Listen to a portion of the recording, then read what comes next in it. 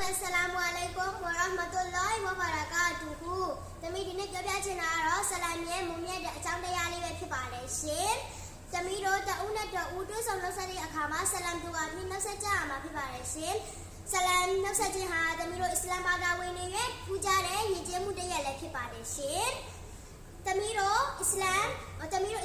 ရဲ့အဓိပ္ပာယ်ကတော့ဆလာမ်ရဲ့အဓိပ္ပာယ်ကတော့အလ္လာဟ်ရှင်မြတ်ဘတ်တော်မှာငြိမ်းချမ်းတရားမှုအပေါင်းရရှိစေရန်ဆုမတော်တောင်းခံခြင်းဖြစ်ပါတယ်ရှင်။ဒါကြောင့်သမီးတို့အနေနဲ့ဆလာတ်တင်ရည်ကျဲမှုကိုအထူးလေးစားလိုက်နာရမှာဖြစ်ပါတယ်ရှင်။လူကြီးမိဘဆရာမများအတန်းဖို့တငယ်ချင်းများနဲ့လမ်းသွားလမ်းလာမွတ်စလင်ခလေးလူကြီးများကိုသမီးတို့ဘက်ကဥစွာဆလာမ်ပေးရမှာဖြစ်ပါတယ်ရှင်။နောက်ပြီးသမီးတို့နေ့စဉ်အိမ်ကထွက်